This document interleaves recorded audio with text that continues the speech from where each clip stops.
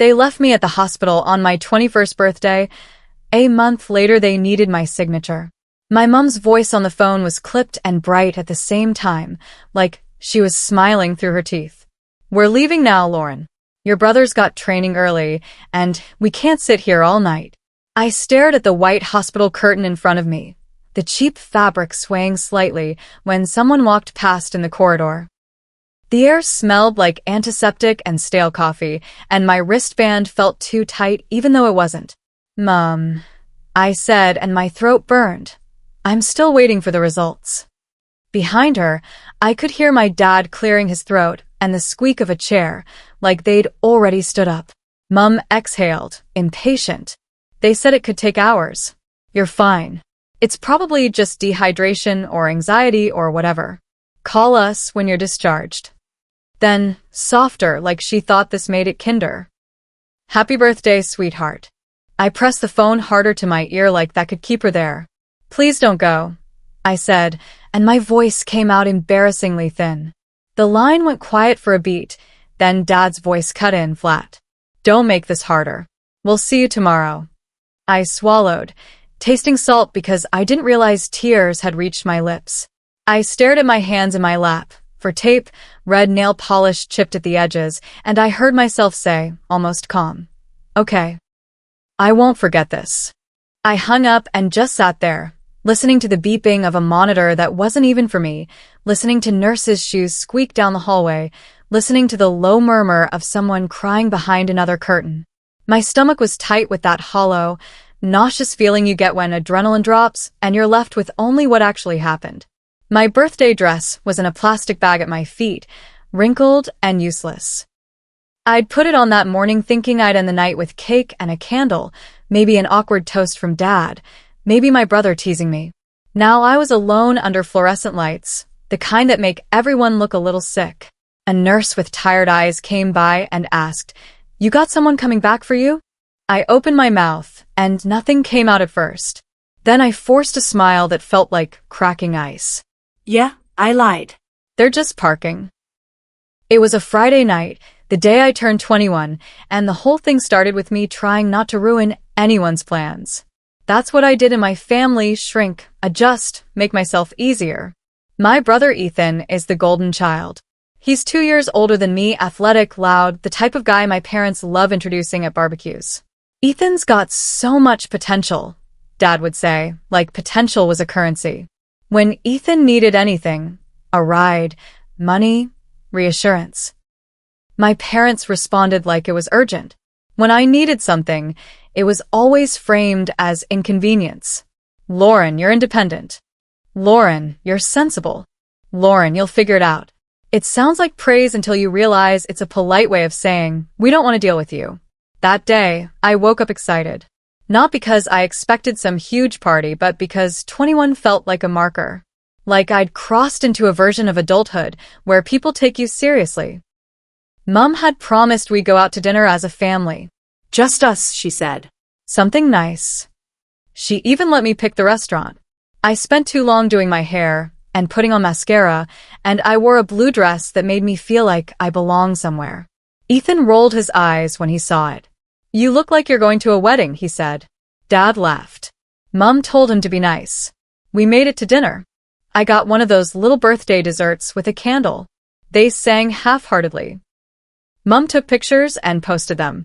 Dad made a toast that was mostly about how time flies and how proud he was that I was doing well at uni. Ethan took a bite of my cake before I did and said, "Now you can legally be annoying." It was fine. It was normal. It was enough. Then, on the drive home, I started feeling weird. At first, I thought it was just too much sugar, too much food, maybe the wine. My chest felt tight, like I couldn't take a full breath. My fingers tingled. I tried to shake it off and focus on the streetlights passing outside the window, but my vision started to blur around the edges. I told Mom, "I don't feel good," and she said, "You're probably just tired." Dad turned the radio up. Ethan was scrolling on his phone. By the time we got home, my heart was racing so hard it felt like it was trying to escape my ribs. I sat on the couch and put my head between my knees like I'd seen people do. Mom hovered for a minute, irritated, then worried. "Lauren, stop it," she said. "You're freaking yourself out." I tried to answer, but my mouth felt dry and my tongue felt thick. Dad stood in the doorway and asked, "Are you having a panic attack?" Like it was an accusation. I'd never had a panic attack in my life. I wasn't even an anxious person. I was the person who handled things. Then I stood up and nearly fell over. That's the part Mom couldn't ignore. Her face changed, fear breaking through the annoyance, and she grabbed my arm. "Okay," she said quickly. "Okay, we're going to get you checked." Dad sighed like the night was ruined, but he grabbed his keys. Ethan groaned, loud. "Seriously? I have training at 6. I remember sitting in the back seat on the way to the hospital, my forehead pressed to the cool window, trying not to throw up. The streetlights smeared into streaks. Mom kept saying, "Breathe, breathe," but her voice sounded distant, like she was talking from another room. Dad drove too fast. Ethan complained about being tired. I stared at my hands and watched them shake and thought, I'm 21 and I might actually be dying, and my brother is mad about training. At the emergency department, the waiting room was packed. A toddler was screaming. Someone was coughing wetly into their sleeve. The TV in the corner played some late-night news with the sound off. They checked my blood pressure and heart rate, and the nurse's eyebrows lifted. She asked me questions in a calm, practiced voice. I answered in fragments, trying to keep my voice steady. Mom filled in details like she was ordering food. Dad hovered behind her with his arms crossed, annoyed. Ethan slumped in a chair like this was detention. They put me on a bed behind a curtain, hooked me up to N4, took blood. The nurse said, "We're going to run some tests." Mom squeezed my hand and said, "See? It's fine. They're checking." Dad looked at his watch. Ethan yawned dramatically. Hours passed in a weird, elastic way. I kept feeling my heart jump and then settle. I kept listening to the sounds around me, someone vomiting, someone laughing too loudly, the constant beeping. Mom asked the nurse twice how long results would take. Dad made a comment about how they always take forever. Ethan kept checking his phone. At some point, I dozed off for maybe 10 minutes and woke up to Mom's voice on the phone whispering, "We might be here all night," sounding annoyed, not worried. Then came the call. Mom stepped away, listened, came back with her mouth tight. "Ethan's coach moved training earlier," she said. "We have to go." I thought she was joking. I actually waited for the punchline. "What?" I said, and my voice sounded small even to me. Dad shrugged. "You're stable. They'll discharge you." "I'm still waiting for results," I said. "They haven't told me what's wrong." Mom did that thing she always does, she turned it into my fault. "Lauren, don't do this," she said. "You're making it into a drama. You're fine." I remember staring at her, trying to match this woman to the person who'd held my hair back when I was sick as a kid. "It's my birthday," I said, like that mattered. Like it should change something. Dad's face hardened. "Stop being emotional." And then they left. Mom's last words were, "Happy birthday, sweetheart," like that softened it. Like words could replace presents. After they left, the doctor finally came. He was young, tired, kind in a blunt way. He pulled the curtain aside, sat on the stool, and said, "Lauren, your tests show you had an arrhythmia episode. It could be related to dehydration, stress, or something else, but we want you to see a cardiologist and get a Holter monitor." He said it calmly, like it wasn't terrifying. My hands went cold. "Is it dangerous?" I asked. He hesitated, then said, "It can be, but we caught it. You did the right thing coming in." I wanted to laugh. I wanted to scream. I wanted my mom.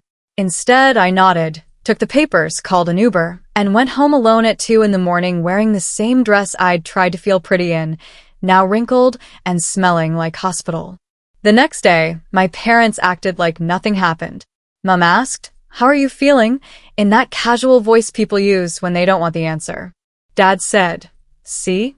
We told you you'd be fine." Ethan didn't mention it at all. When I said, very quietly, "You left me there," Mom frowned. "Lauren, don't hold grudges. We had responsibilities." Responsibility. That word, again. Always for Ethan. Never for me. A month later, I got a text from my dad. Need you to come over tonight. Important paperwork. No, how are you? No, did you see the cardiologist? Just paperwork. I was sitting at my kitchen table with a stack of mail and my heart monitor report beside my laptop. I stared at the text until my eyes blurred. Then I replied, "What paperwork?" Dad called immediately, like he didn't want details in writing. "It's about the house," he said. "We're refinancing. The bank needs your signature. It's just a formality." My stomach dropped in a slow, sick way. Why would they need my signature? I asked. There was a pause. Too long. Mum took the phone, voice syrupy. "Sweetheart, remember when we helped you with uni fees? We just listed you as a co-borrower back then to strengthen the application. It doesn't mean anything. We just need you to sign so we can move forward." I felt my hands go cold the same way they had in the hospital. "You put me on your mortgage," I said, and my voice sounded far away. "It was nothing," Mum said quickly. "Everyone does it." Dad got back on the line, impatient. "Don't overthink it. Just come sign." And suddenly, the hospital night snapped into focus in a different way. Not just abandonment. Use. I was useful when my name improved their numbers. I was disposable when I needed comfort. I heard my own voice, calm and flat. "No." There was silence, then Dad's tone sharpened. "Excuse me? I'm not signing anything," I said. "Not until I see the documents, not until I talk to someone independent, and not after you left me alone in the ER on my birthday." Mum's voice rose immediately. "Lauren, don't be petty." "I'm not being petty," I said. My heart was beating faster, but I kept my voice steady. "I'm being careful. The way you taught me to be, remember? Because I'm always fine." Dad snapped. "We are your parents." "And I was your daughter in a hospital bed," I replied. "And you walked out." That was the first time I ever said it that plainly. My hands were shaking, but my voice didn't. The line went quiet for a second, then Mum started crying, real tears, or maybe just the kind she used when she needed the story to shift back to her. "We didn't mean it," she said. "We thought you were okay." "I wasn't," I said. Dad tried a different tactic, the one that usually worked. "Anger. You're ungrateful. After everything we've done." I cut him off. "Email me the documents," I said. "All of them. Then we can talk." He hung up. The next few days were ugly. Ethan texted me, "Why are you stressing them out?" Like I was the problem. Mum left voicemails begging me to be reasonable. Dad sent one short message. "If you don't sign, you're hurting the family." Nobody asked about my cardiology follow-up. Nobody asked if I was scared. They only asked for my signature. So I did what I should have done years ago. I got advice. I called a lawyer for a quick consult. I pulled my credit report. And there it was, my name tied to their mortgage in a way I didn't understand when I was 19 and trusted them. It wasn't nothing. It was risk. It was liability. It was them using my clean credit because Ethan's was messy. I didn't sign. I told them I'd consider removing myself if they refinanced without my name and gave me written confirmation I was released. Dad raged. Mum cried. Ethan called me selfish. And for the first time, I didn't fold to keep the peace because I finally understood. The peace in our house was always built on me being quiet. I'm not no contact. Not yet. I still love them in that complicated, aching way you can't switch off. But I don't trust them the same. And I don't let them treat my presence like optional and my name like a tool.